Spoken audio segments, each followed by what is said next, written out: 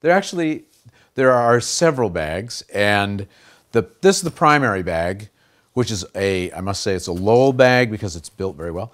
And in it are two Speed Graflex cameras. I never pronounce it right.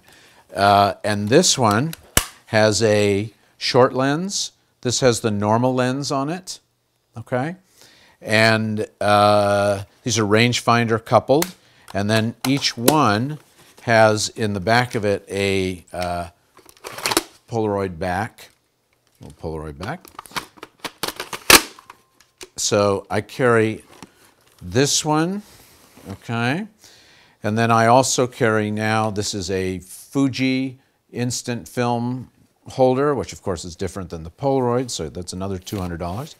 Then here is, this is the camera, I use this camera the most, and this camera has the cams that are on this camera, which is the focusing thing, are for a longer lens, and the lens that I use a lot for this camera is this, which is a,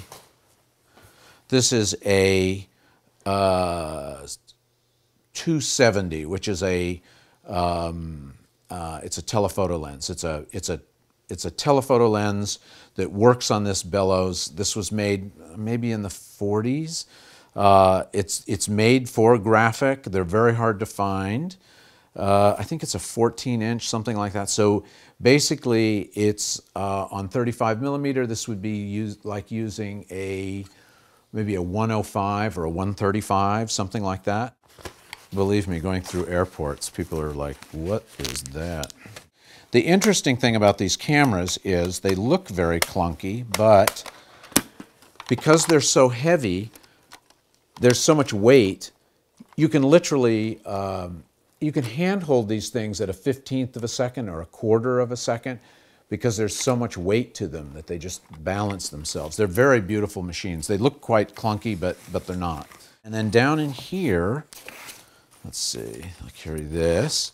And then this has, let's see, various things. Red filters, orange filters, yellow filters, a green filter, and then I carry a, what else do I carry? I carry a polarizing filter, which I carry all the time. So, so I have all of these. For the smaller lens, I just hold it in front while I'm shooting. And then flashlight, indispensable, gotta have it. This is the other bag. So when people go, oh, you ought to go out and shoot some pictures, it's just, it's so much stuff. So what are all these? So this is color, is it color? Yes. This is color, this is a 79, so I carry, one of these is a 79, one of these is a 59, which I bought on eBay, which is a little blue. This is an empty 79. This is a 55. And so kind of various types of Polaroid that I carry with me all the time. And then in here, which I have some 665, and I have some of this, which is a black and white Polaroid. So that's what's in that bag. Okay, so this is just walking around. This is what this is. And this is the bucket bag. And in this bag goes the Polaroid. There's actually negatives in there. In this goes the sodium sulfite, and that's how I clear the Type 55 negatives. And this, if anybody's interested, this is a Type 55 negative, which comes from the positive.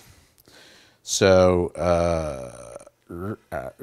so that's it. So that's pretty much what I carry. I have another little camera, which little bag, and in that is a Nikon 200D, 18 to 200 millimeter, like telephoto kind of lens, and then I carry 3 different point and shoots, 2 Leicas and a Nikon, that I do little point and shoot things with. So that's what I carry.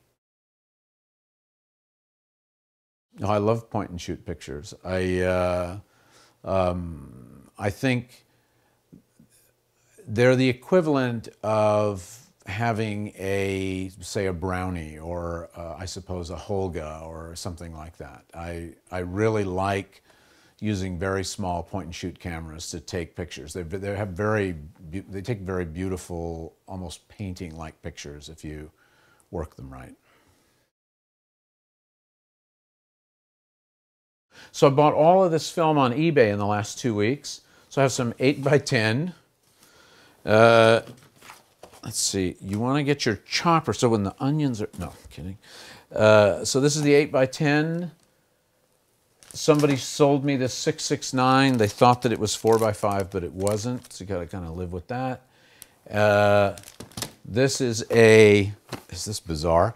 This is a 405 Polaroid back. This is really getting obtuse here. You put this on a 4x5 camera to use medium format Polaroid. So I can use 669 on a 4x5 camera by using this 405 back, which can be difficult to find. And then this is all 4x5 film, and some of it's very out of date, some of it isn't out of date. Some of it that I've bought is pretty useless. The gamma's completely gone out of it, and people will say, oh, well, it makes like an interesting picture, but maybe. So it's hit and miss, and this stuff is so expensive now. So I don't know. I guess the Impossible Project's going to start making more of it now in Holland, so that's good. And then, of course, the devil, Fuji Instant, which I think I'm going to have to start using that because it's very nice and it's predictable. So one of the big problems of Polaroid for Polaroid was the shelf life. There's about a year's life on Polaroid where it's somewhat predictable. So if they ship it, the reality is the life is about 6 months, because by the time they ship it, it gets to the store unpacks it, it goes on the shelf. So really, that kind of Polaroid had to live in a market. I mean, there was a time working for magazines and things, you literally went through just cases of this stuff. So it didn't sit around. As time goes by, it changes. It's a liquid process, so you can refrigerate it.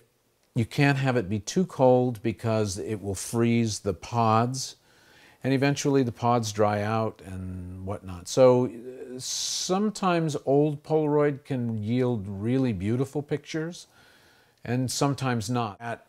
I work a lot at night, like right at this, there's this little period of time that's about 6 minutes or something, where it's just about dark, but it's still enough blue in the sky.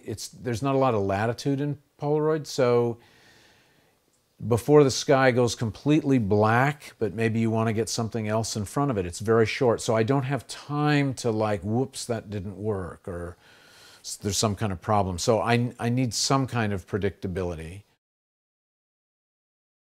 I probably will, I'll probably use Fuji.